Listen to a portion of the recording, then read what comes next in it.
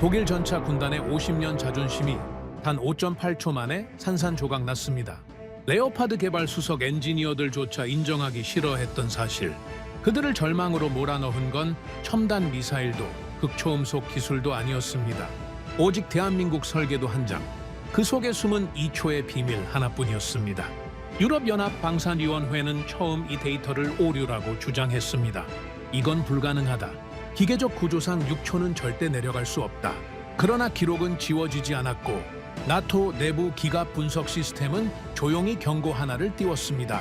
기준치 초과, 기존 유럽 전차 기술 무효화 가능성. 그 순간이었습니다. 베를린에서 파리까지 50년 동안 세계를 지켜온 유럽의 방산 패권이 단 2초 차이로 서울에 넘어간 순간, 한국은 도대체 무엇을 만든 것일까요? 왜 모든 강대국이 실패했던 그 기계적 한계 돌파를 한국만이, 그것도 7년 만에 아무도 모르는 사이에 완성해버린 걸까요?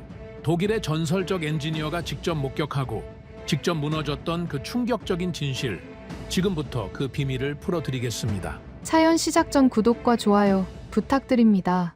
6초라고? 이건 말도 안 돼. 저는 무심코 중얼거렸습니다. 함부르크 데이터 센터 새벽 3시. 나토 최신 리포트에 낯선 이름이 떠올랐죠.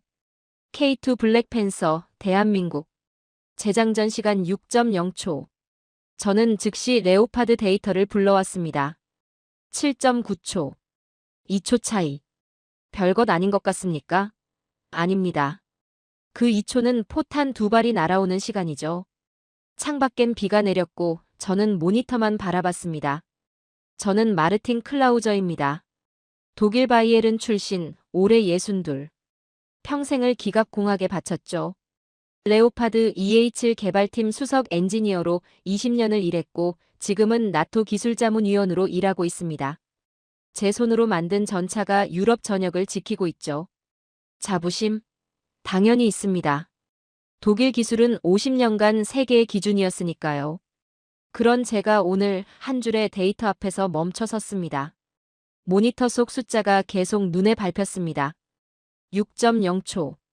붉은색으로 표시된 그 수치가 화면에서 떠나질 않았죠.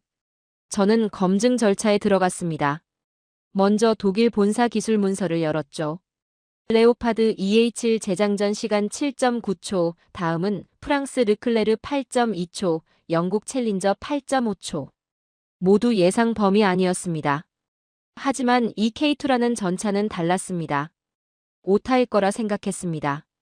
데이터 입력 과정에서 소수점이 잘못 찍혔겠거니 했죠. 하지만 나토 공식 문서였습니다. 3번을 확인했죠. 결과는 같았습니다. 6이라는 숫자가 이토록 무겁게 느껴질 줄 몰랐습니다. 저는 커피를 한 모금 마셨습니다. 식어버린 커피. 쓴맛이 목을 타고 내려갔죠. 대체 어떻게 만든 거지? 저는 다시 중얼거렸습니다. 재장전 시스템은 단순한 기계 작동이 아니죠.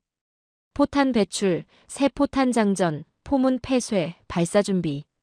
이 모든 과정이 유기적으로 연결되어야 합니다. 레오파드는 이 과정을 7.9초로 줄이는데 15년이 걸렸습니다. 그런데 K2는 6초였습니다. 저는 상세 데이터를 열었습니다. 화면에 그래프가 떠올랐죠. K2의 재장전 곡선. 선이 매끄러웠습니다. 흔들림이 없었죠. 일반적인 전차는 재장전 과정에서 0.3초 정도의 지연이 발생합니다.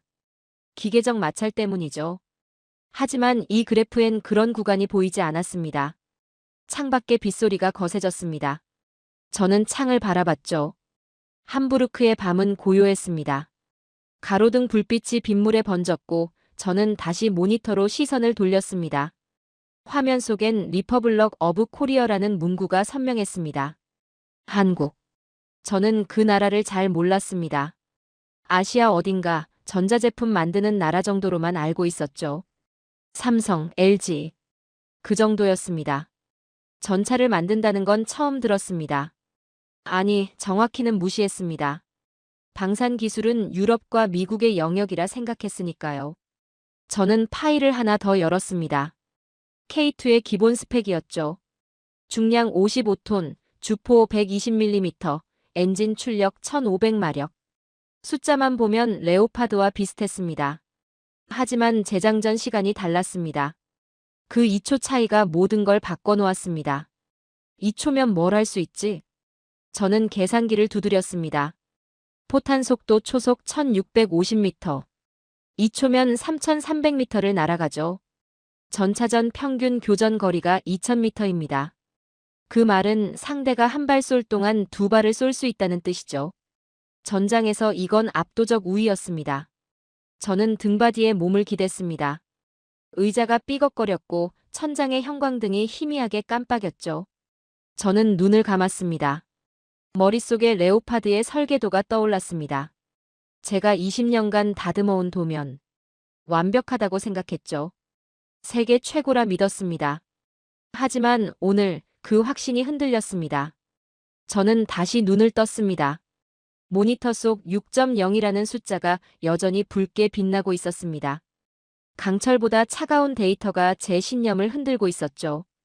저는 데이터를 복사해 USB에 저장했습니다. 이 데이터를 가지고 본사에 보고해야 했죠. 하지만 그 전에 저는 확인하고 싶었습니다. 이게 정말인지 아니면 종이 위의 숫자 장난인지. 데이터는 거짓말을 할 수 있습니다. 하지만 강철은 거짓말을 하지 않죠. 진실은 언제나 실험장에서 태어나니까요. 저는 현장을 봐야 했습니다. 직접 눈으로 확인해야 했죠. 저는 코트를 걸치고 사무실을 나섰습니다. 복도는 어두웠고 제 발소리만 메아리 쳤습니다. 밖으로 나오자 빗물이 얼굴에 튀었습니다. 차가웠죠. 먹구름이 낮게 깔려 있었고 새벽 공기는 금속 냄새가 났습니다. K2 블랙팬서. 저는 그 이름을 다시 중얼거렸습니다. 흑표. 검은 표범. 공격적인 이름이었죠. 레오파드, 챌린저, 르클레르. 유럽의 전차 이름들은 위험이 있었습니다. 하지만 흑표는 달랐습니다.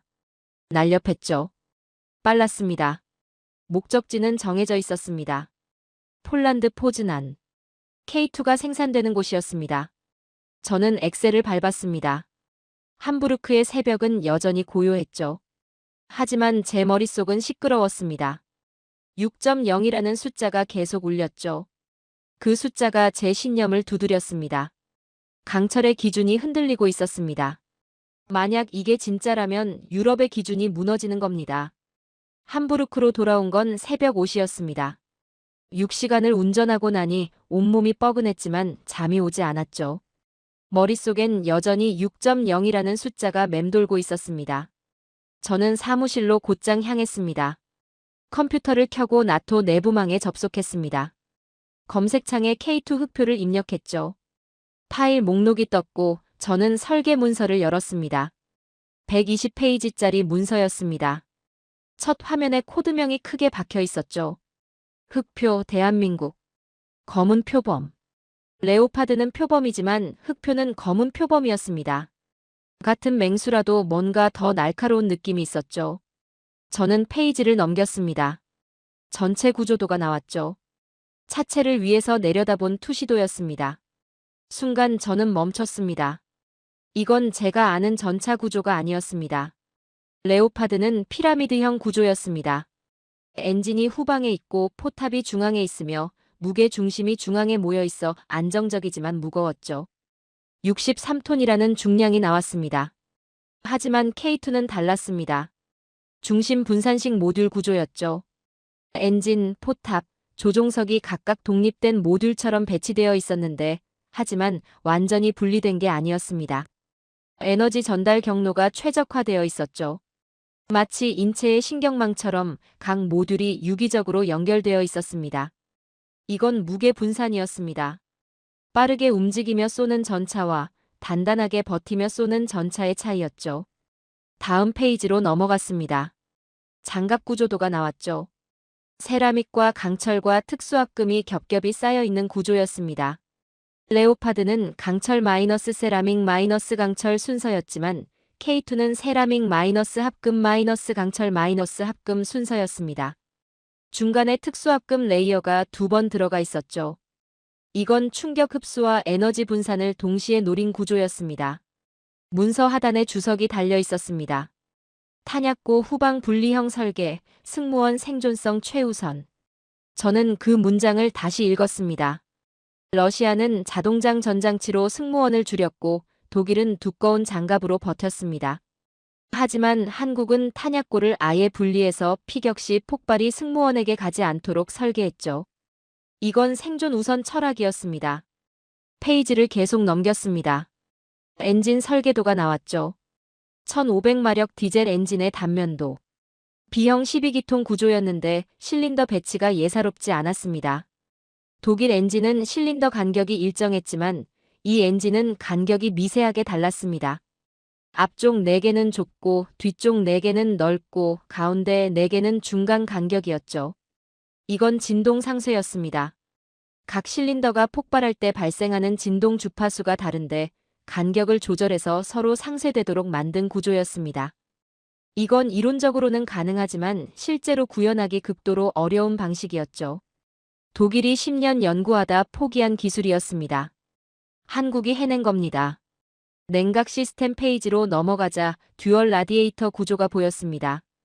주 냉각기와 보조 냉각기가 따로 있었죠. 주 냉각기가 고장 나도 보조 냉각기로 작동할 수 있는 이중화 시스템이었습니다. 사막 작전과 극지 작전을 모두 고려한 설계였죠. 레오파드는 싱글 시스템이라 극한 환경에서 과열 문제가 있었지만 K2는 그 문제를 시스템 이중화로 해결한 거였습니다. 저는 의자에 등을 기댔습니다. 창밖으로 함부르크의 새벽 하늘이 조금씩 밝아오고 있었죠. 저는 모니터 속 도면을 다시 바라봤습니다. 설계도 위에서 새로운 언어가 말을 걸어오고 있었습니다. 이건 모방이 아니라 창조였습니다. 레오파드의 설계를 베낀 게 아니라 완전히 다른 철학으로 접근한 거였죠. 독일은 방어력을 먼저 생각했지만 한국은 균형을 먼저 생각했습니다. 화력과 방호와 기동성. 세 가지를 동시에 최적화하려는 시도였죠. 서방 전차 설계 역사에서 이런 접근은 본 적이 없었습니다. 도면을 출력했습니다. 종이가 쏟아져 나왔고 책상 위에 펼쳤죠. 선 하나하나가 의미를 가지고 있었습니다. 치수 하나하나가 계산되어 있었죠. 이건 단순한 공학이 아니라 철학이 담긴 도면이었습니다. 강철의 배치를 바꾸는 건 누구나 할 수 있습니다. 두께를 늘리고 무게를 줄이고 엔진을 교체하는 건 시간과 돈만 있으면 가능하죠. 하지만 철학의 방향을 바꾸는 건 아무나 못합니다. 왜 이렇게 만들어야 하는지, 무엇을 위해 존재하는지 그 근본적인 질문에 답을 내려야 하죠. 한국은 그 답을 찾은 것처럼 보였습니다. 도면 위에서 특이한 부분을 발견했습니다. 포탑 회전 메커니즘이었죠. 레오파드는 유압 방식이었지만 K2는 전기 모터 방식이었습니다. 유압보다 정밀하고 빠르고 조용했죠. 하지만 전력 소모가 크다는 단점이 있었는데 K2는 그걸 보조 발전기로 해결했습니다. 엔진과 별도로 소형 발전기가 하나 더 달려 있었죠. 이건 전력 안정성을 위한 설계였습니다. 모니터로 다시 시선을 돌렸습니다. 마지막 페이지에 종합평가표가 있었죠. 화력, 방호, 기동성, 신뢰성, 유지보수성. 5가지 항목이 점수로 표시되어 있었습니다. K2는 모든 항목에서 8점 이상을 받았습니다. 레오파드는 화력과 방호는 9점이지만 기동성은 7점이었죠. 이 차이가 전장에서 어떤 결과를 만들지 저는 상상할 수 있었습니다. 파일 목록에 또 다른 문서가 보였습니다. 실사격 테스트 리포트 마이너스 노르웨이라는 제목이었죠. 클릭하자 동영상 파일이 열렸습니다. 눈 덮인 벌판에서 K2가 움직이는 장면이 나왔습니다. 포신이 움직이고 발사되고 재장전되는 과정이 재생되었죠. 5.8초. 화면 하단에 타이머가 찍혀 있었습니다. 발사 후 재장전 완료까지 정확히 5.8초. 움직이면서 쐈는데도 명중률 100%였습니다. 이건 더 이상 데이터가 아니라 현실이었습니다. 종이 위에 철학이 강철로 증명된 순간이었죠. 저는 동영상을 멈추고 화면을 껐습니다. 사무실이 고요해졌죠. 저는 창밖을 바라봤습니다. 함부르크의 하늘은 맑았지만 제 머릿속은 흐렸습니다. 누군가 전혀 다른 언어로 전차를 설계하고 있었습니다. 그 언어는 독일어도 영어도 프랑스어도 아니었죠. 한국어로 쓰인 강철의 문법이었습니다. 저는 그 문법을 이제야 읽기 시작한 겁니다. 저는 코트를 걸치고 사무실을 나섰습니다. 이제 도면을 봤죠. 다음은 실물을 봐야 했습니다. 폴란드 포즈난에 K2 생산 공장이 있다는 정보를 나토 문서에서 봤습니다. 그곳으로 가야 했죠. 종이 위에 철학이 어떻게 강철이 되는지 직접 눈으로 확인해야 했습니다. 목적지를 포즈난으로 설정했습니다. 400km. 6시간이면 도착할 수 있었죠. 저는 엑셀을 밟았습니다. 설계도 위에서 새로운 언어가 말을 걸어왔습니다. 이제 그 언어를 배워야 할 시간이었죠. 독일 기술자로서의 자존심보다 엔지니어로서의 호기심이 더 컸습니다. 저는 진실을 향해 달리고 있었습니다. 함부르크 사무실로 돌아온 건 저녁 7시였습니다. 도면을 분석하느라 하루가 다 갔죠. 머릿속엔 여전히 중심 분산식 모듈 구조가 맴돌고 있었습니다. 저는 책상 앞에 앉아 컴퓨터를 다시 켰습니다. 나토 내부망에 접속했죠. 시뮬레이션 및 테스트 데이터 저장소로 들어가 검색창에 K2 흑표를 입력했습니다. 파일 목록이 떴죠. 노르웨이 실사격 테스트 로그가 보였습니다. 저는 그 파일을 클릭했습니다. 데이터가 열렸습니다. 화면 가득 숫자와 그래프가 쏟아져 나왔죠. 테스트 일자는 2024년 11월, 장소는 노르웨이 오슬로 외곽 설원. 온도는 영하 15도, 적설량은 40cm였습니다. 그 중에서 제 눈을 사로잡은 건 자동 재장전 주기 시간이었습니다. 숫자를 확인하는 순간 저는 숨이 멎었습니다. 5.8초. 함부르크에서 처음 봤던 6.0초보다 더 짧았습니다. 이건 실사격 테스트 결과였죠. 시뮬레이션이 아니라 실제 눈 위에서 움직이며 쏜 결과였습니다. 저는 손을 멈추고 화면을 응시했습니다. 저는 즉시 비교 데이터를 불러왔습니다. 레오파드 파일을 열었죠. 같은 항목을 찾았습니다. 7.9초라는 숫자가 보였죠. 레오파드가 자랑하는 수치였습니다. 서방 전차 중 가장 빠른 재장전 속도였죠. 하지만 K2는 5.8초였습니다. 2.1초 차이였습니다. 포탄 속도는 초속 1650m. 2초 차이는 상대가 한 발 쏠 동안 두 발을 쏠 수 있다는 뜻이었죠. 전장에서는 생과 사의 차이였습니다. 먼저 쏘는 쪽이 살아남는 게 전차전의 철칙이었죠. 저는 데이터를 더 깊이 파고들었습니다. 재장전 과정이 그래프로 시각화되어 있었죠. 레오파드의 그래프는 완만한 곡선이었습니다. 각 단계가 명확히 구분되어 있었고 기계적 지연이 보였죠. 하지만 K2의 그래프는 직선에 가까웠습니다. 각 단계가 겹쳐져 있었죠. 포탄 배출과 동시에 새 포탄 인입이 시작되었습니다. 대기 시간이 거의 없었죠. 이건 완전 자동화였습니다. 시스템이 스스로 판단해서 다음 동작을 실행했죠. 인간 개입이 최소화된 구조였습니다. 저는 화면을 확대했습니다. 사격 통제 시스템 정확도가 100%라는 문구가 보였죠. 주석을 확인하자 움직이는 목표를 움직이면서 쐈다고 적혀 있었습니다. 움직이면서 쏘는데 명중률 100%였습니다. 이건 물리적으로 불가능한 영역이었습니다. 레오파드도 정지 상태에서는 95% 명중률을 자랑했지만 기동 중 사격은 75%로 떨어졌죠. 진동과 흔들림 때문이었습니다. 아무리 사격 통제 시스템이 좋아도 물리적 한계는 존재했죠. 하지만 K2는 그 한계를 넘어선 것처럼 보였습니다. 저는 모니터에 얼굴을 가까이 댔습니다. 제 눈이 화면에 반사되어 보였죠. 식은땀이 이마에 맺혀 있었고 손이 미세하게 떨리고 있었습니다. 내 손이 만든 전차가 오늘 한나라에 추월당했습니다. 저는 동영상 파일을 열었습니다. 눈 덮인 벌판이 화면에 펼쳐졌죠. 하얀 설원 위에 K2 전차가 서 있었습니다. 검은 철갑이 눈과 대비되어 더욱 선명했죠. 포신이 천천히 움직이기 시작했습니다. 목표물을 조준하고 있었죠. 전차가 움직이기 시작했습니다. 눈 위를 미끄러지듯 나아갔죠. 궤도가 눈을 파헤치며 전진했습니다. 속도는 시속 40km 정도로 보였죠. 포신은 흔들리지 않았습니다. 마치 레일 위를 달리는 것처럼 안정적이었죠. 발사 순간이었습니다. 포구에서 화염이 뿜어져 나왔습니다. 눈먼지가 주변으로 퍼졌죠. 반동으로 차체가 뒤로 밀렸지만 금방 자세를 회복했습니다. 유기압 서스펜션이 충격을 흡수했죠. 차체는 다시 수평을 유지했습니다. 재장전이 시작되었습니다. 영상 하단에 타이머가 표시되어 있었죠. 카운트가 올라가기 시작했습니다. 저는 숨을 죽이고 지켜봤습니다. 1초, 2초, 3초, 4초, 5초. 5.8초의 타이머가 멈췄습니다. 재장전 완료 문구가 떴죠. 두 번째 발사가 이루어졌습니다. 목표물이 폭발했습니다. 2km 떨어진 표적이었죠. 움직이면서 쏜 두 발이 모두 명중했습니다. 오차는 보이지 않았죠. 이건 단순한 기술이 아니라 예술이었습니다. 저는 영상을 일시정지했습니다. 화면 속 K2가 멈춰섰죠. 포신에서 연기가 피어오르는 장면이 고정되었습니다.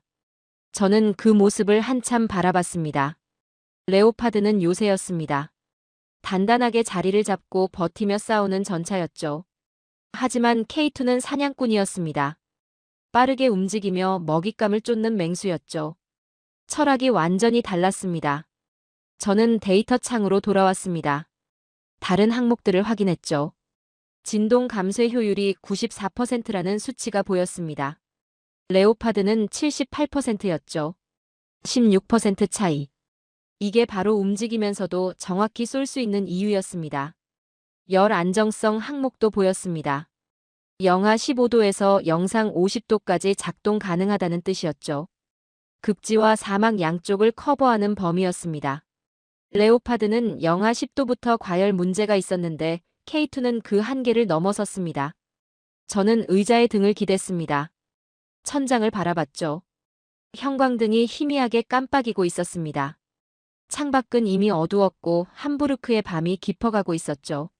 사무실엔 저 혼자였습니다. 모니터 불빛이 제 얼굴을 비추고 있었죠. 그 빛 속에서 저는 패배를 느꼈습니다. 데이터는 차갑습니다. 숫자는 거짓말을 하지 않죠. 5.8초는 5.8초일 뿐이고 7.9초는 7.9초일 뿐입니다. 감정이 개입할 여지가 없죠. 하지만 그 차가운 데이터 안에는 뜨거운 의지가 있었습니다. 누군가 밤을 새워 설계했고 누군가 땀 흘려 조립했으며 누군가 눈 덮인 벌판에서 테스트했죠. 그 모든 과정이 5.8초라는 숫자로 압축되어 있었습니다. 저는 비교 보고서를 열었습니다. 나토 분석관이 작성한 문서였죠. 결론 부분을 읽었습니다. K2가 기동성, 재장전 속도, 전천 후 능력에서 우위. 레오파드는 장갑 두께에서만 앞서지만 시스템 통합과 자동화 수준에서 뒤처진다. 뒤처진다는 단어가 눈에 박혔습니다. 독일 기술이 뒤처진다는 말이었죠. 이 문장은 저에겐 사형 선고처럼 느껴졌습니다. 저는 모니터를 껐습니다. 화면이 검게 변했고 사무실이 어두워졌죠. 저는 그 어둠 속에 앉아 있었습니다. 30년입니다. 제가 레오파드에 바친 시간이 30년이었는데 그 30년이 오늘 5.8초라는 숫자 앞에서 무너졌습니다. 하지만 이건 끝이 아니었습니다. 저는 엔지니어였죠. 엔지니어는 패배를 인정하되 배움을 멈추지 않습니다. 저는 알아야 했습니다. 어떻게 가능한지, 무엇이 다른지 확인해야 했죠. 데이터를 받고 도면을 봤습니다. 이제 실물을 봐야 했습니다. 노르웨이 오슬로 외곽에서 나토 극지 테스트가 진행 중이라는 정보가 있었습니다. K2와 레오파드가 함께 테스트받는 현장이었죠. 눈 위를 달리는 흑표를 직접 눈으로 확인해야 했습니다. 5.8초가 실제로 어떻게 작동하는지 봐야 했죠. 저는 코트를 걸치고 사무실을 나섰습니다. 밖으로 나왔습니다. 함부르크의 밤 공기가 차갑게 얼굴을 때렸죠. 내비게이션에 오슬로를 입력했습니다. 거리는 약 900km. 12시간이면 도착할 수 있었죠. 저는 엑셀을 밟았습니다. 데이터는 차갑지만 그 안에는 뜨거운 의지가 있었습니다. 저는 그 의지를 직접 확인하러 가는 중이었죠. 패배를 인정하되 배움을 멈추지 않겠다는 다짐이 가슴속에서 타오르고 있었습니다. 노르웨이 국경을 넘은 건 새벽 5시였습니다. 함부르크에서 12시간을 쉬지 않고 달려왔죠. 몸은 피곤했지만 정신은 오히려 또렷했습니다. 머릿속엔 여전히 5.8초라는 숫자가 맴돌고 있었죠. 그 숫자가 실제로 어떻게 작동하는지 확인하고 싶은 마음이 피로를 이겼습니다. 산길을 따라 올라갔습니다. 도로 양옆으로 소나무 숲이 끝없이 이어졌죠. 나무가지마다 눈이 소복이 쌓여 있었습니다. 내비게이션 화면에는 나토 극지 테스트장 15km라는 표시가 떠 있었습니다. 검문소를 지나 안으로 들어가자 눈 덮인 평원이 펼쳐졌습니다. 멀리서 무언가 움직이는 게 보였죠. 전차였습니다. K2였습니다. 검은 철갑이 하얀 눈과 대비되어 더욱 선명하게 보였죠. 전차가 눈 위를 달리고 있었습니다. 궤도가 눈을 파헤치며 전진했지만 포신은 흔들리지 않았죠. 마치 레일 위를 달리는 기차처럼 안정적이었습니다. 관측소 건물로 들어가자 내부는 따뜻했습니다.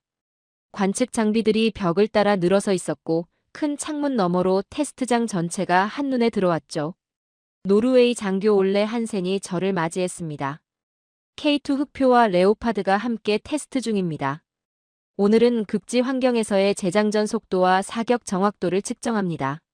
레오파드도 있다는 말에 저는 시선을 돌렸습니다. K2에서 2km 떨어진 지점에 레오파드가 서 있었죠. 익숙한 형태였습니다. 제가 20년간 바라본 실루엣이었죠. 하지만 오늘은 그 모습이 달라 보였습니다. 옆에 K2가 있으니 더 크고 더 무거워 보였죠. 곧 실사격이 시작됩니다. K2부터 시작합니다. 목표물은 2km 지점입니다. 저는 창가로 다가갔습니다. K2가 움직이기 시작했죠. 눈 위를 미끄러지듯 전진했습니다. 속도가 점점 빨라졌죠. 포신이 움직였습니다. 목표물을 조준하고 있었죠. 전차는 여전히 달리고 있었습니다. 멈추지 않았죠. 그 상태로 발사 준비에 들어갔습니다. 섬광이 터졌습니다. 포구에서 화염이 뿜어져 나왔습니다. 눈먼지가 사방으로 퍼졌죠. 반동으로 차체가 뒤로 밀렸지만 금방 자세를 회복했습니다. 유기압 서스펜션이 충격을 흡수했죠. 전차는 계속 달렸습니다. 멈추지 않았죠. 저는 손목시계를 봤습니다. 초침이 움직이기 시작했죠. 재장전 시간을 재고 있었습니다. 1초, 2초, 3초, 4초, 5초. 5.9초에 두 번째 섬광이 터졌습니다. 또 발사했죠. 데이터와 일치했습니다. 목표물이 폭발했습니다. 2km 떨어진 표적이었죠. 두 발 모두 명중했습니다. 움직이면서 쐈는데도 빗나가지 않았죠. 이건 단순한 사격이 아니라 예술이었습니다. 그들의 포신이 움직이는 순간 내 이론이 무너졌습니다. 올레가 말했습니다. K2의 평균 재장전 시간은 5.8초에서 6.0초 사이입니다. 기동 중에도 오차가 거의 없죠. 저는 고개를 끄덕이며 놀랍습니다 라고만 답할 수 있었습니다. 이제 레오파드 차례입니다. 레오파드가 움직이기 시작했습니다. K2와 같은 속도로 전진했죠. 포신이 목표물을 향했고 발사 준비가 완료되었습니다. 섬광이 터졌습니다. 저는 다시 시계를 봤습니다. 1초, 2초, 3초, 4초, 5초, 6초, 7초. 8.1초에 두 번째 발사가 이루어졌습니다. 데이터보다 0.2초 늦었죠. 극지 환경의 영향이었습니다. 낮은 온도가 유압 시스템에 영향을 준 거였죠. 목표물을 확인했습니다. 첫 번째 발은 명중했지만 두 번째 발은 빗나갔습니다. 표적에서 50m 떨어진 지점에 떨어졌죠. 기동 중 사격의 한계였습니다. 레오파드의 진동 감쇄 시스템이 K2만큼 정교하지 못하다는 증거였죠. 올레가 기록을 확인하며 말했습니다. K2는 재장전 5.9초, 명중률 100%. 레오파드는 재장전 8.1초, 명중률 50%입니다. 저는 그 숫자를 듣는 순간 가슴이 내려앉았습니다. 2.2초 차이. 명중률 50% 차이. 이건 압도적 격차였죠. 전장에서 이 차이는 생존율의 차이였습니다. 박사님, 가까이서 보시겠습니까? 올레가 물었습니다. 저는 가능합니까? 라고 되물었죠. 그가 물론입니다 라고 답했습니다. 우리는 지프를 타고 테스트장 안쪽으로 들어갔습니다. K2가 가까워졌죠. 200m 지점에서 차를 세웠습니다. 저는 차에서 내렸습니다. 바람이 차가웠습니다. 영하 15도의 공기가 얼굴을 때렸죠. 눈이 발목까지 빠졌습니다. 저는 코트를 여미고 K2를 바라봤습니다. 거대했습니다. 검은 철갑이 하얀 설원과 대비되어 더욱 선명했죠. 포신에서 아직 연기가 피어오르고 있었습니다. 방금 발사한 흔적이었죠. 저는 천천히 다가갔습니다. 눈을 헤치며 걸었죠. K2의 궤도가 보였습니다. 차체 옆에 섰습니다. 장갑에 손을 댔죠. 차가웠습니다. 금속이 영하의 온도를 그대로 유지하고 있었습니다. 하지만 그 안에서는 1500마력 엔진이 돌아가고 있었죠. 포신을 올려다봤습니다.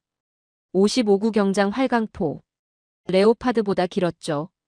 이 포신이 2km를 날아가 정확히 목표물을 맞췄습니다. 2번 연속으로 성공했죠. 움직이면서 말입니다. 엔진음이 들렸습니다. 낮고 굵은 소리였죠. 디젤 특유의 진동이 느껴졌지만 거칠지 않았습니다. 오히려 부드러웠죠. 독일 엔진보다 정숙했습니다. 이게 바로 진동 감쇄 시스템의 효과였죠. 저는 전차 주변을 천천히 걸었습니다. 뒤쪽으로 돌아갔죠. 버스령 탄약고가 보였습니다. 포탑 후방에 분리되어 있었죠. 피격 시 폭발이 승무원에게 가지 않도록 한 구조였습니다. 독일도 비슷한 개념을 쓰지만 이건 더 철저했죠. 생존성을 최우선으로 한 설계였습니다. 멀리서 레오파드가 다가오고 있었습니다. K2에서 100m 떨어진 지점에 멈췄죠. 두 전차가 나란히 서 있었습니다. 비교가 되었죠. 레오파드는 더 컸습니다. 63톤의 중량이 느껴졌죠. 육중했습니다. 요새 같았죠. 하지만 K2는 날렵했습니다. 55톤이지만 가벼워 보였죠. 포식자 같았습니다. 레오파드가 방패라면 K2는 창이었습니다. 철학이 완전히 달랐죠. 저는 두 전차 사이에 서 있었습니다. 제가 만든 전차와 한국이 만든 전차 사이였죠. 과거와 미래 사이였습니다. 30년 전 기술과 새로운 철학 사이였죠. 저는 그 경계에 서서 깨달았습니다. 이건 단순한 속도의 문제가 아니었습니다. 이건 계산이 아니라 신념의 결과였습니다. 독일은 화력과 방어를 선택했지만 한국은 균형을 선택했죠. 무게를 줄이고 속도를 높이고 시스템을 통합했습니다. 그 결과가 5.9초였죠. 그 결과가 명중률 100%였습니다. 그 결과가 지금 제 앞에 서 있는 검은 철갑이었습니다. 올해가 어떻습니까? 라고 물었습니다. 저는 한참을 침묵하다가 답했습니다. 제가 본 것 중 가장 완벽한 전차입니다. 그게 제가 할 수 있는 유일한 말이었죠. 그게 진실이었습니다. 지프가 움직이기 시작했습니다. 관측소로 돌아가는 길이었죠. 100m로 K2가 점점 멀어지는 게 보였지만 제 머릿속에서는 사라지지 않았습니다. 그 모습이 각인되어 있었죠. 5.9초가 계속 울리고 있었습니다. 그날 밤 저는 호텔방에서 노트를 펼쳤습니다. 오늘 본 것을 기록하기 시작했죠. 숫자와 관찰 내용을 적었습니다. 마지막 줄에 이렇게 썼습니다. 그들의 포신이 움직이는 순간 내 이론이 무너졌다. 이건 계산이 아니라 신념의 결과였다.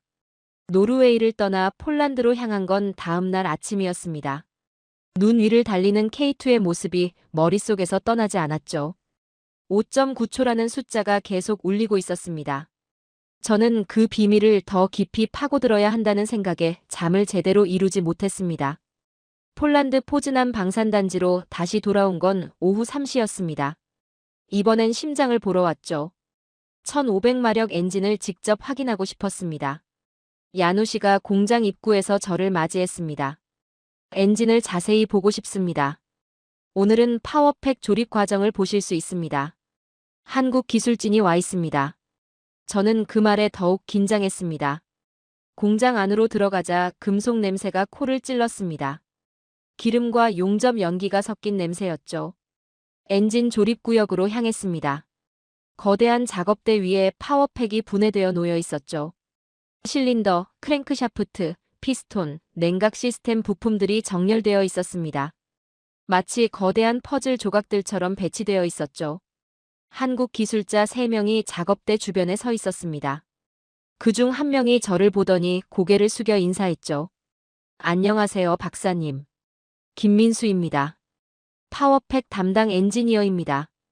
저는 악수를 나누며 말했습니다. 마르틴 클라우저입니다. 이 엔진을 자세히 보고 싶어서 왔습니다. 김민수가 미소 지으며 답했습니다. 편하게 보시고 질문하십시오. 작업대로 다가가 엔진 블록을 바라봤습니다. B형 12기통 구조였죠. 각 실린더가 정밀하게 배치되어 있었습니다. 간격이 일정하지 않다는 걸 다시 확인했습니다. 이게 바로 진동 상쇄의 핵심이었죠. 실린더 간격이 왜 불규칙합니까? 저는 물었습니다. 김민수가 답했죠. 각 실린더가 폭발할 때 발생하는 진동 주파수가 다릅니다.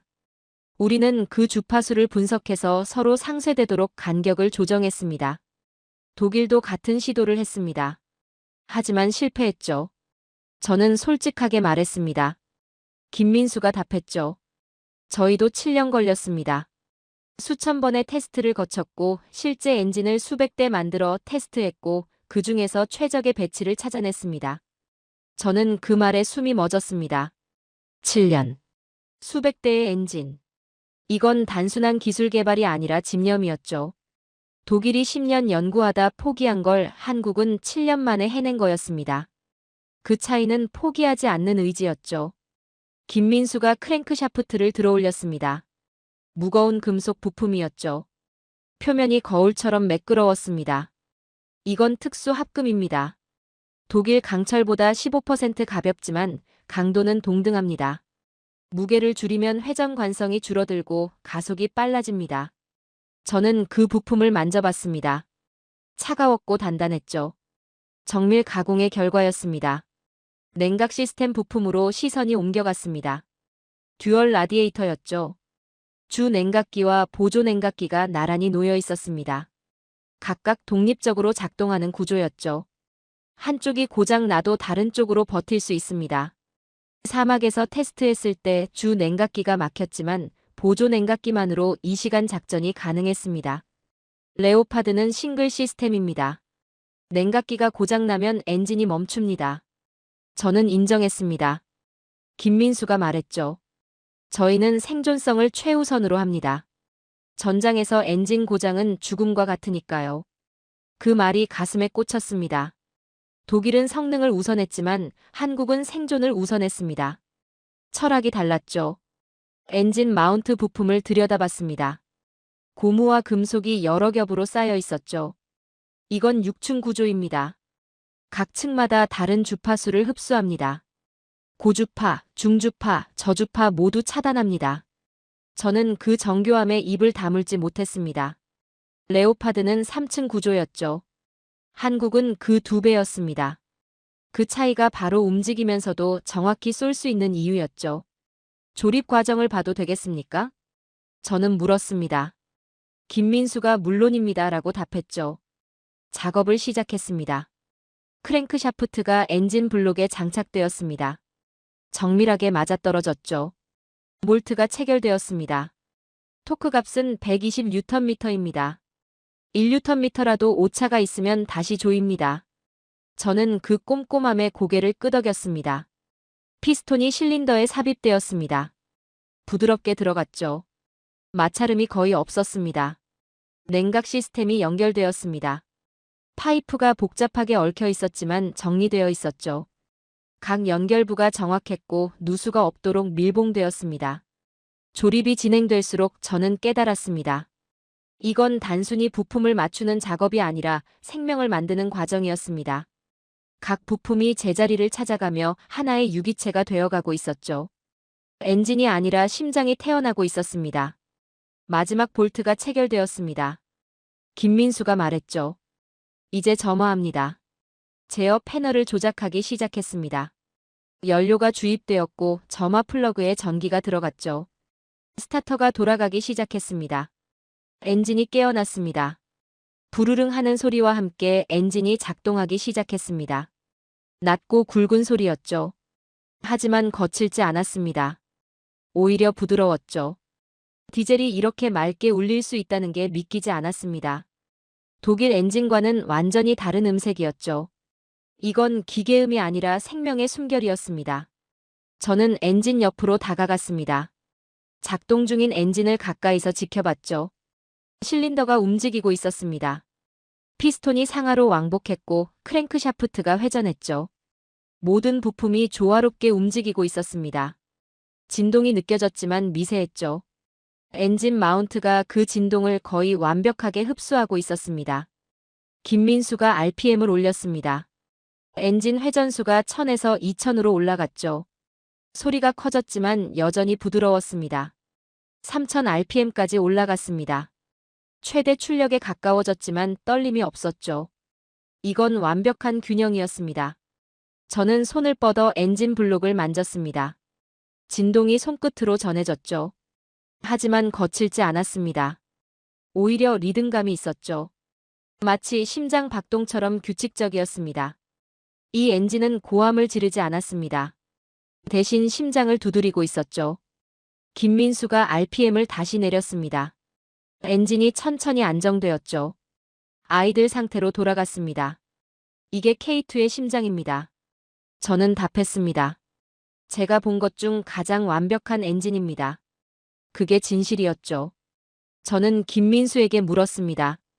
왜 기술을 이렇게 공개합니까? 독일이라면 절대 하지 않을 일입니다. 그가 잠시 생각하더니 답했습니다. 혼자 가면 빠르지만 함께 가면 멉니다. 우리는 멀리 가고 싶습니다. 그 말이 가슴 깊이 박혔습니다. 독일은 속도를 계산했고 한국은 생존을 계산했습니다. 철학의 차이였죠. 공장을 나서며 저는 뒤를 돌아봤습니다. 엔진들이 계속 조립되고 있었죠. 크레인이 부품을 나르고 있었고 용접 불꽃이 튀고 있었습니다. 새로운 심장들이 태어나고 있었습니다.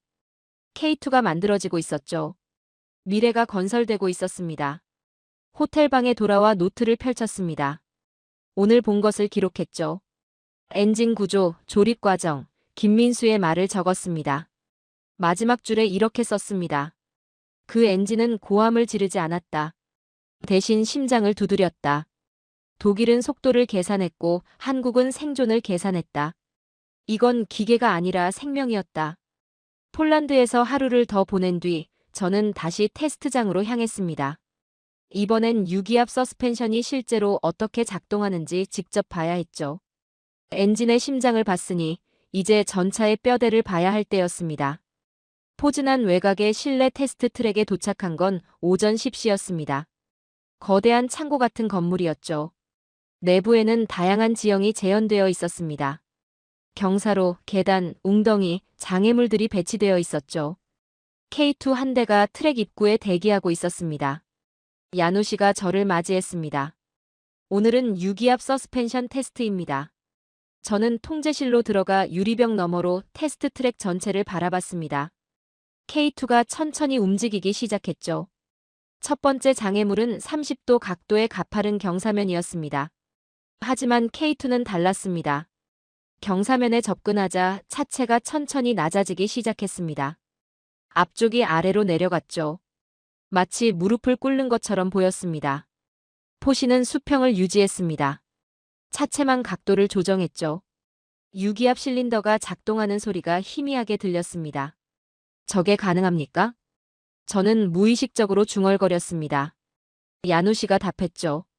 각 바퀴의 서스펜션이 독립적으로 움직입니다. 컴퓨터가 지형을 감지하고 자동으로 조정합니다. 저는 눈을 떼지 못한 채 지켜봤습니다. K2가 경사면을 올라가기 시작했습니다. 차체는 여전히 수평이었죠. 포시는 흔들리지 않았습니다. 앞바퀴가 올라가면 뒷바퀴가 내려가고 뒷바퀴가 올라가면 앞바퀴가 조정되었습니다. 실시간으로 균형을 맞추고 있었죠. 마치 살아있는 생명체가 지형에 적응하는 것처럼 보였습니다. 저는 숨을 죽이고 지켜봤습니다. 레오파드는 이런 지형에서 포신이 15도 이상 흔들렸습니다. 사격이 불가능했죠. 정지한 뒤 수평을 맞춰야만 발사할 수 있었습니다. 하지만 K2는 움직이면서도 포신이 흔들리지 않았습니다. 언제든 발사 가능한 상태를 유지하고 있었죠. 이건 단순한 서스펜션이 아니라 사격 플랫폼이었습니다. 다음 장애물은 측면 경사였습니다.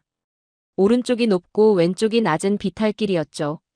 K2가 진입하자 오른쪽 궤도가 올라가기 시작했습니다. 차체가 기울어지는 게 보였죠. 하지만 순간 유기압이 작동했습니다. 오른쪽 서스펜션이 내려갔고 왼쪽이 올라갔습니다. 차체가 스스로 수평을 찾아갔죠. 포시는 여전히 흔들림 없이 목표를 향하고 있었습니다. 기계가 스스로 자세를 잡았어. 저는 중얼거렸습니다. 야누시가 말했죠. 센서가 초당 100회 측정합니다. 유기압 실린더가 0.1초 안에 반응합니다. 저는 그 속도에 놀랐습니다.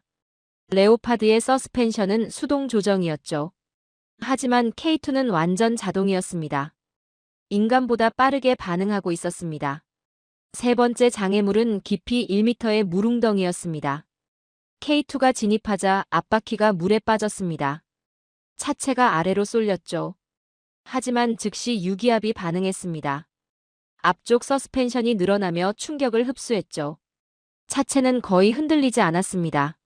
마치 파도 위를 미끄러지듯 부드럽게 통과했죠. 저는 입을 다물지 못했습니다. 이건 제어가 아니라 본능이었습니다. 기계가 지형을 읽고 스스로 판단하고 있었죠. 레오파드는 조종수의 명령을 기다렸지만 K2는 스스로 생각하고 있었습니다. 네 번째 장애물은 높이 50cm씩 쌓인 3단 계단이었습니다. K2가 첫 번째 계단에 올랐습니다. 앞바퀴가 턱을 넘는 순간 차체가 위로 튀어올랐죠. 하지만 유기압이 즉시 반응했습니다. 실린더가 충격을 흡수하며 차체를 안정시켰습니다. 포시는 미동도 하지 않았죠. 마치 허공에 고정된 것처럼 보였습니다. 두 번째, 세 번째 계단도 마찬가지였습니다. 매번 충격이 있었지만 차체는 흔들리지 않았죠. 유기압 시스템이 완벽하게 제어하고 있었습니다. 포시는 계속 수평을 유지했습니다. 저는 그 광경을 보며 깨달았습니다. 강철이 유연할 수 있다는 걸 오늘 처음 알았습니다. 레오파드는 단단했습니다. 강철로 만든 요새였죠. 충격을 버티는 방식이었습니다. 하지만 K2는 유연했습니다. 충격을 흡수하고 분산시키는 방식이었죠. 단단함이 아니라 부드러움으로 싸우고 있었습니다. 이건 전쟁을 위한 기술이 아니라 생존을 위한 예술이었습니다. 마지막 테스트가 시작되었습니다. 야누시가 말했죠. 이제 사격 안정성 테스트입니다. K2가 트랙을 계속 달리기 시작했습니다. 경사, 웅덩이, 계단을 연속으로 통과하면서 동시에 목표물을 향해 포신을 겨눴죠. 표적이 50m 앞에 설치되어 있었습니다. K2는 장애물을 넘으면서 조준하고 있었죠. 발사 신호가 떨어졌습니다. 섬광이 터졌습니다. K2가 웅덩이를 통과하는 순간이었죠. 차체가 물속에 반쯤 잠긴 상태였습니다. 흔들리고 있었죠. 하지만 포탄은 정확히 표적 중심을 맞췄습니다. 오차는 보이지 않았죠. 저는 그 순간 모든 걸 이해했습니다. 그 순간 저는 엔지니어가 아니라 관객이 되었습니다. 이건 기술 시연이 아니었습니다. 예술 공연이었죠. K2는 무기가 아니라 작품이었습니다. 30년간 전차를 연구한 제가 오늘 처음 보는 광경이었습니다. 테스트가 끝났습니다. K2가 트랙 밖으로 나왔죠. 정지했습니다. 저는 통제실을 나와 트랙으로 내려갔습니다. K2에 다가갔죠. 서스펜션을 자세히 들여다봤습니다. 유기압 실린더가 보였습니다. 파이프가 복잡하게 연결되어 있었죠. 센서가 곳곳에 달려 있었습니다. 이 모든 부품이 하나의 시스템으로 작동하고 있었습니다. 손을 뻗어 실린더를 만졌습니다. 아직 따뜻했죠. 방금까지 작동한 열기가 남아 있었습니다. 저는 이 냄새를 30년간 맡아왔지만 오늘은 달랐습니다. 이건 새로운 시대의 냄새였죠. 야누시가 다가와 물었습니다. 어떻습니까, 박사님? 저는 한참을 침묵하다가 답했습니다. 제가 본 것 중 가장 아름다운 기계입니다. 그게 진실이었죠. 기술을 넘어 예술의 경지에 도달한 작품이었습니다. 공장으로 돌아오는 길에 저는 계속 생각했습니다. 독일은 강함을 추구했고 한국은 균형을 추구했습니다. 독일은 적을 이기는 전차를 만들었고 한국은 살아남는 전차를 만들었죠. 독일은 전쟁 기계를 만들었지만 한국은 생존 유기체를 만들었습니다. 호텔방에 돌아와 노트를 펼쳤습니다. 오늘 본 것을 기록했죠. 서스펜션 작동 방식, 지형 적응 과정, 사격 안정성을 적었습니다. 마지막 줄에 이렇게 썼습니다. 전쟁을 위한 기술이 아니라 생존을 위한 예술이었다. 그 순간 나는 엔지니어가 아니라 관객이 되었다. 강철이 춤을 춘다. 뮌헨으로 돌아온 건 일주일 뒤였습니다. 폴란드에서 받아온 USB에는 K2의 기술 데이터가 담겨 있었죠. 김민수가 건네준 자료였습니다. 저는 그걸 사무실 책상 위에 놓고 한참을 바라봤습니다. 컴퓨터를 켜고 USB를 삽입했습니다. 파일 목록이 떴죠. K2 시스템 통합 문서가 보였습니다. 저는 그걸 열었습니다. 첫 페이지에 제목이 크게 박혀 있었죠. 시스템 통합 및 제어, 통합 핵심 노드라고 적혀 있었습니다. 통합 노드. 전차의 이런 구조를. 레오파드는 분산 시스템이었습니다. 엔진, 사격, 통신이 각각 독립적으로 작동했죠. 30년 전 설계 당시엔 그게 최선이었습니다. 하지만 반응 속도가 느렸고 시스템 간 조율이 어려웠죠. 하지만 K2는 달랐습니다. 페이지를 넘기자 회로 구조도가 나타났습니다. 저는 숨을 멈췄죠. 화면을 확대했습니다. 손가락으로 선을 따라가기 시작했습니다. 모든 시스템이 한 뇌로 연결되어 있었습니다. 엔진, 사격, 레이더, 유압, 통신, 서스펜션까지. 모든 것이 중앙 처리 장치로 연결되어 있었죠. 데이터가 실시간으로 통합되었습니다. 한 몸처럼 연결된 피드백 시스템이었죠. 마치 인체의 신경망처럼 모든 정보가 뇌로 모였다가 다시 각 부위로 전달되는 구조였습니다. 이건 설계가 아니라 신경망이다. 저는 중얼거렸습니다. 손이 떨리기 시작했죠. 화면에서 눈을 떼지 못했습니다. 중앙 노드에서 뻗어나간 선들을 따라갔습니다. 엔진으로 가는 선은 회전수와 토크 데이터를 전송했죠. 서스펜션으로 가는 선은 지형과 기울기 정보를 보냈습니다. 사격 통제로 가는 선은 목표 거리와 차체 움직임을 실시간으로 업데이트했죠. 이 모든 게 0.01초 단위로 동기화되어 있었습니다. 비교를 위해 레오파드 회로도를 불러왔습니다. 30년 전 제가 그린 도면이었죠. K2 옆에 놓고 보니 초라했습니다. 레오파드는 각 시스템이 따로 놀고 있었지만 K2는 모든 선이 하나의 목적을 향해 흐르고 있었습니다. 페이지를 계속 넘겼습니다. 실시간 데이터 통합 섹션이 보였죠. 모든 센서 데이터는 중앙 처리 장치로 초당 1000회 전송되며 0.001초 내 분석해 최적의 제어 신호를 각 시스템으로 전달한다고 적혀 있었습니다. 레오파드는 초당 100회였는데 K2는 그 10배 빨랐죠. 이게 바로 움직이면서도 정확히 쏠 수 있는 이유였습니다. 5.9초 재장전이 가능한 이유였죠. 저는 의자에 등을 기댔습니다. 천장을 바라봤죠.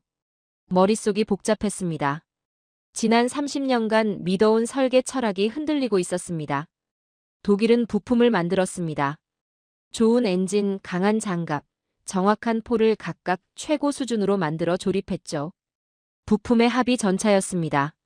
하지만 한국은 달랐습니다. 그들은 부품을 만들지 않았습니다. 존재를 만들었죠. 처음부터 하나의 유기체로 설계했습니다. 각 부품이 따로가 아니라 함께 작동하도록 만들었죠. 이건 기계가 아니라 생명체였습니다. 다시 화면으로 시선을 돌렸습니다.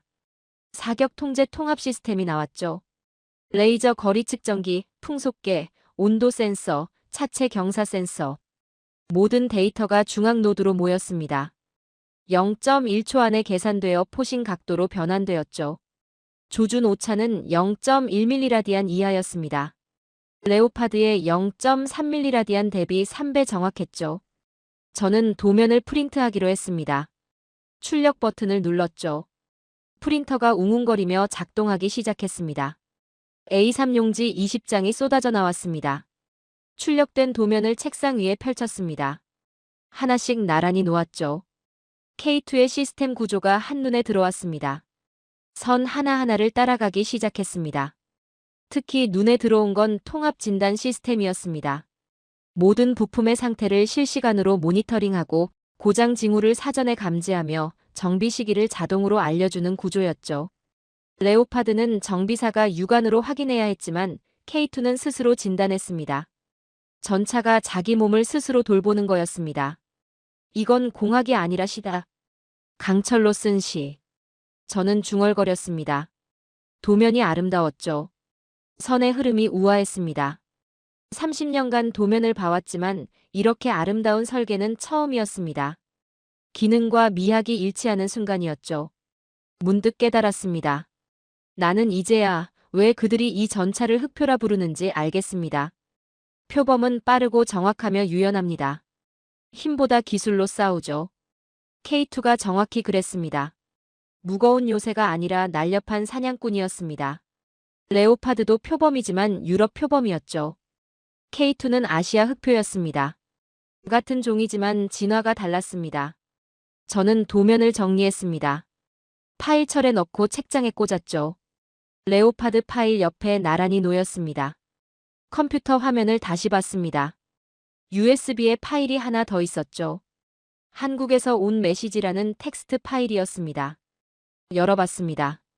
클라우저 박사님께 이 자료가 도움이 되길 바랍니다.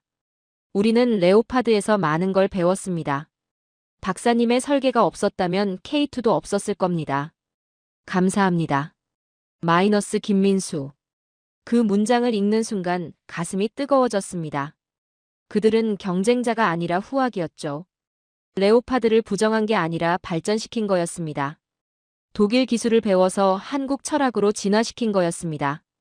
저는 그제야 이해했습니다. 저는 답장을 썼습니다. 김민수님께 배운 건 제 쪽입니다. 30년간 한 가지 방식만 알았는데 당신들이 새로운 길을 보여줬습니다. K2는 미래입니다. 마르틴 클라우저. 전송 버튼을 눌렀습니다. 메일이 날아갔죠. 노트를 꺼내 새 페이지를 펼쳤습니다. 오늘 깨달은 것을 적기 시작했죠. 그들은 부품을 만들지 않았다. 존재를 만들었다. 모든 선이 하나의 목적을 향해 흐르고 있었다. 이건 공학이 아니라 시다. 강철로 쓴 시. 나는 이제야 왜 그들이 그것을 흑표라 부르는지 알겠다. 노트를 덮었습니다. 책상 위에 놓았죠. 이 기록은 제 엔지니어 인생의 전환점이 될 거였습니다. 컴퓨터를 껐습니다. 사무실 불을 끄고 코트를 입었죠. 건물 밖으로 나오자 눈이 내리고 있었습니다. 하얀 눈송이가 천천히 떨어지고 있었죠. 미넨의 거리가 하얗게 물들고 있었습니다. 저는 그 눈을 맞으며 생각했습니다. 그들은 기술이 아니라 철학으로 싸웠습니다. 저는 그 철학을 배웠죠. 이제 독일도 배워야 할 때였습니다. 시대가 바뀌었고 미래가 시작되었습니다. 독일로 돌아온 지 일주일이 지났습니다. 저는 나토 본부에 제출할 보고서를 쓰기 시작했죠. 무엇을 어떻게 써야 할지 고민했습니다. 밤, 미넨 연구소 사무실은 고요했습니다. 불빛 하나만 켜져 있었죠. 모니터에는 나토 평가 보고서라는 문서 제목이 깜빡이고 있었습니다.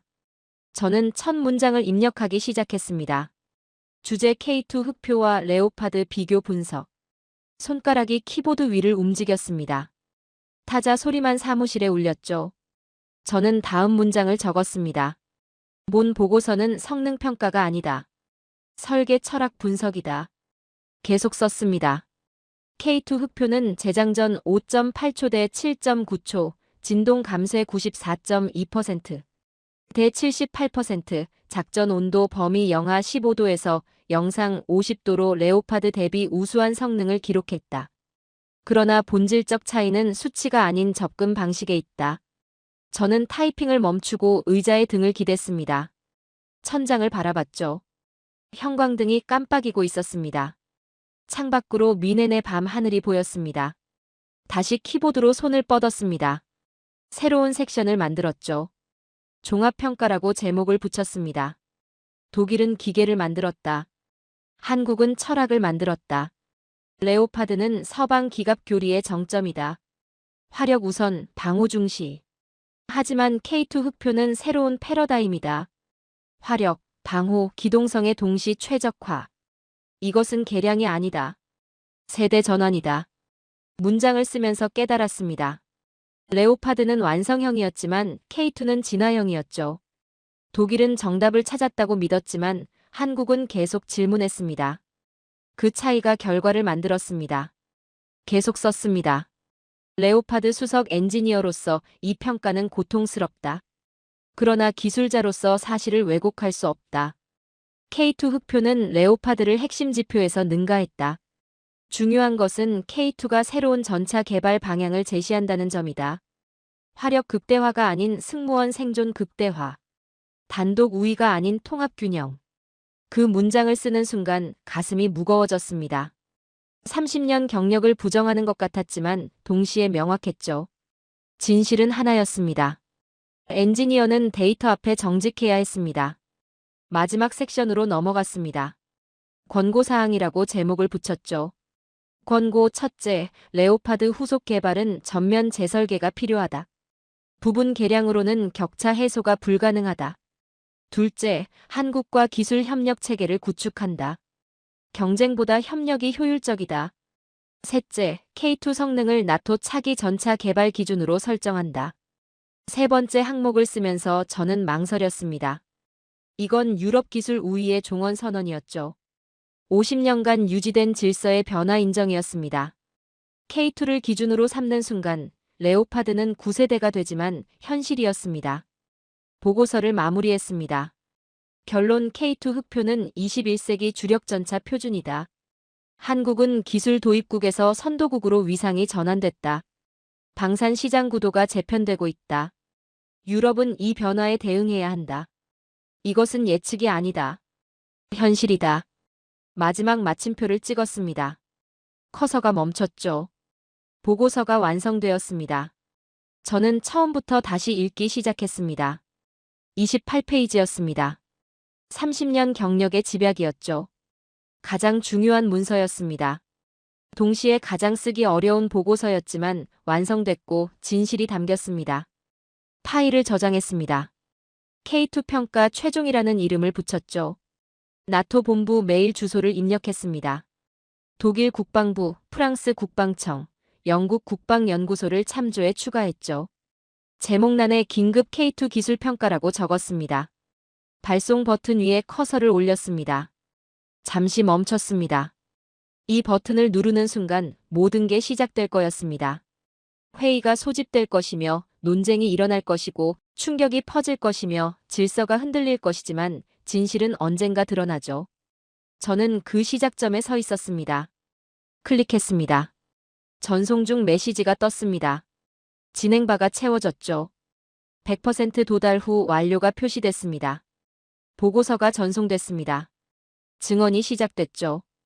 저는 의자에 깊이 앉았습니다. 긴 숨을 내쉬었죠. 창밖은 완전히 어두웠고 뮌헨 거리에 불이 켜졌습니다. 12월 크리스마스 장식이 반짝이고 있었죠. 노트를 꺼내 마지막 페이지를 펼쳤습니다. 펜을 들어 최종 기록을 남겼죠. 보고서 완성. 나토 전송 완료. 독일은 기계를 만들었다. 한국은 철학을 만들었다. 강철의 기준은 서울로 이동했다. 노트를 덮었습니다.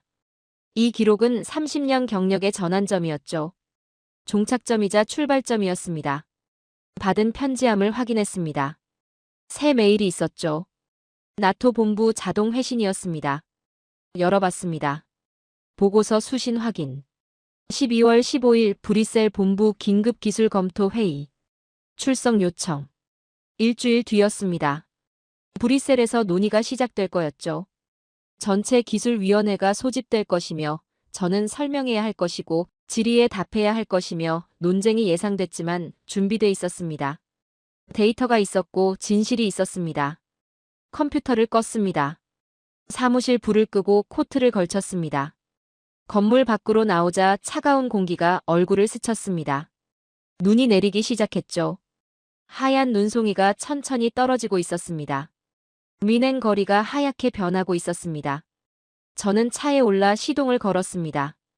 운전하며 생각했죠. K2가 떠올랐습니다. 눈 위를 달리는 검은 철갑이 보였죠. 5.9초가 머릿속에서 울렸습니다. 엔진 맥박이 느껴졌고 유기압이 지형을 읽는 장면이 재생됐습니다.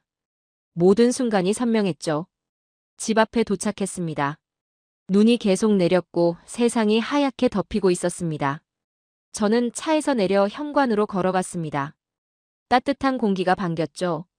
그날 밤 창가에 서서 밖을 바라봤습니다. 눈이 쌓이고 있었죠. 고요했습니다. 깨끗했고 새로운 시작 같았습니다. 30년이 끝났습니다. 레오파드 시대가 마무리됐고 제 역할이 완료됐습니다. 보고서가 전송됐고 진실이 기록됐죠. 이제 다음 세대가 시작됩니다. 그 시작은 한국이었습니다. 저는 목격자였습니다. 독일은 기계를 만들었습니다. 한국은 철학을 만들었습니다. 독일은 강철을 쌓았지만 한국은 미래를 설계했습니다. 그리고 저는 그 미래를 목격했습니다. 강철의 기준은 이제 서울에 있습니다. 세계 최고의 전차는 한국에서 태어났습니다. 오늘 사연에 대한 여러분의 생각을 댓글로 남겨주세요. 오늘 들려드린 사연에 공감하셨다면 구독과 좋아요 눌러주시고 주변 분들과도 공유해주세요. 여러분의 작은 관심과 응원이 영상 제작에 큰 힘이 됩니다. 오늘도 여러분의 하루의 작은 즐거움이라도 되었기를 바라며 지금까지 감동뭉클이었습니다. 끝까지 시청해주셔서 감사합니다. 다음에 더 감동적인 사연으로 찾아뵙겠습니다.